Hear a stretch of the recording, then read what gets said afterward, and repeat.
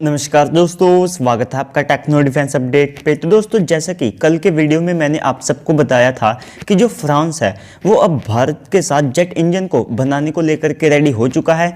और यहाँ पर जो डीआरडीओ है वो पहले से ही कह चुकी थी कि जब तक हमारे पास खुद का 110 किलोन्यूटन थ्रस्ट वाला इंजन नहीं आ जाता तब तक हमें जो यूएसए की जनरल इलेक्ट्रिक्स है उनके F414 इंजन्स को यूज़ करना होगा, जो कि 98 किलोन्यूटन थ्रस्ट को ही जनरेट करते हैं।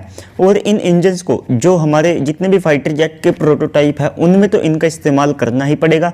बाद में जब हमारे पास खुद का इंजन आ जाएगा तो वहाँ से हम उन इंजन्स को यूज़ करना शुरू कर देंगे। तो फ्रांस की जो कंपनी है सैफ्रॉन, वो पहले से ही जर्मनी के साथ मिलकर के अपने 6th जनरेशन के फाइटर जेट के लिए जो इंजन है उसके ऊपर काम कर रही है। और वो एक हाई थ्रस्ट वाला इंजन होगा और इसी के साथ वो 6th जनरेशन फाइटर जेट में जाएगा तो उसमें जो फ्यूल का कम से कम इस्तेमाल किया जाएगा और वो कम फ्यूल में ज़्यादा से ज़्यादा जो थ्रस्ट है उसको जनरेट करने में कैपेबल होगा। तो इस सब के बाद अब एक और ये न्यूज़ निकल करके सामने आई है कि HAL, मिधानी ग्रुप, GTRE और साथ में कल्याणी ग्रुप ने सैफ्रॉन के साथ जेट इंजन को बनाने का फैसला किया है।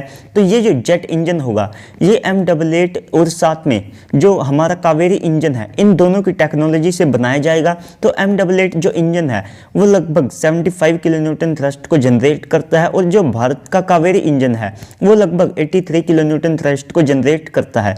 तो दोस्तों, ऐसा नहीं है कि इसमें कावेरी और साथ में M88 इंजन की जो टेक्नोलॉजी है उसका यूज़ किया जाएगा। तो ऐसे में ये एक आउटडेटेड या फिर ओल्ड टेक्नोलॉजी के ऊपर बेस्ड एक इंजन होगा।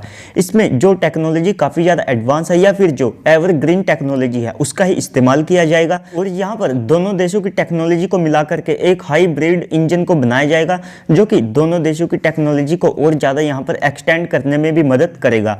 तो फ्रांस पहले से ही स्नैकमा M53P2 इंजन को बना चुका है जो कि लगभग 95 किलोन्यूटन थ्रस्ट को जनरेट करने में कैपेबल है। और इस सब के अलावा जो स्नैकमा M884 इंजन है वो एक सिंगल इंजन फाइटर जेट के लिए यहाँ पर बताया जाता है कि बनाया गया था। तो वो भी जो इंजन है वो 105 किलोन्यूटन की जो थ्रस्ट है उसको जनरेट करने में कैपेबल है। और अब भी उसके अंदर यहाँ पर कैपेबिलिटी है कि उसकी थ्रस्ट को 20 से लेकर के 30% और ज़्यादा इंक्रीज किया जा सकता है।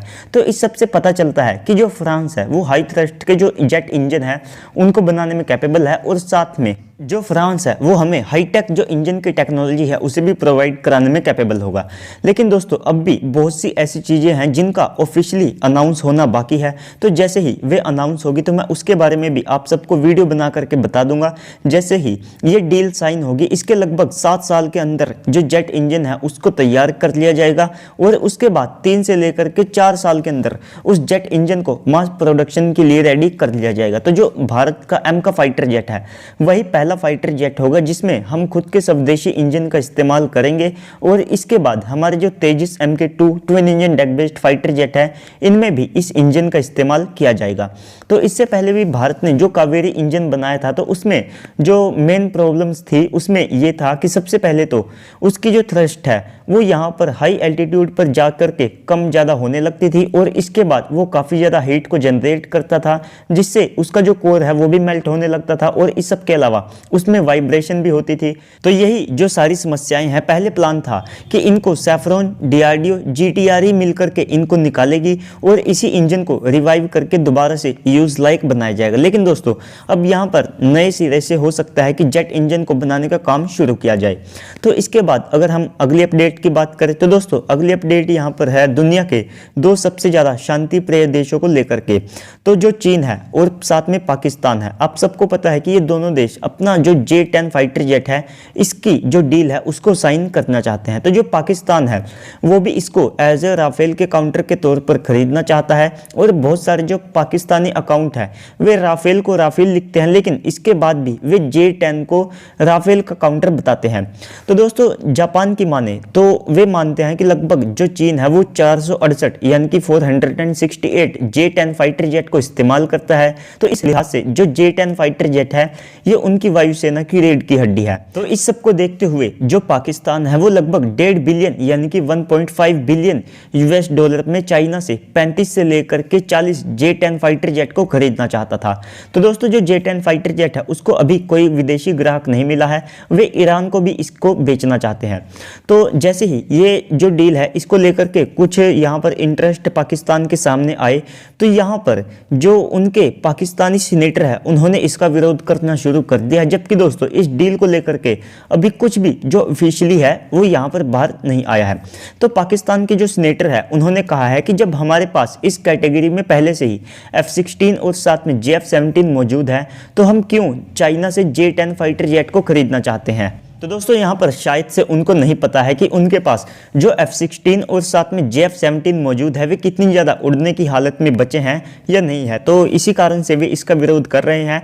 और इस सब के बाद भी उन्होंने ये भी कहा कि ये जो फाइटर जेट है J-10 ये राफेल का सामना नहीं कर सकता, ये राफेल या फिर जो यूरोफाइटर टाइफून है उससे बेटर नहीं है।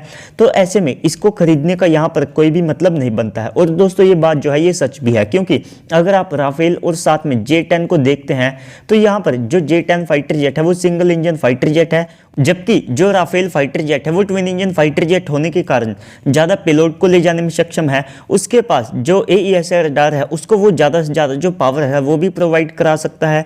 तो इस कारण से यहाँ पर जो राफेल है उसको एडवांटेज मिल जाता है।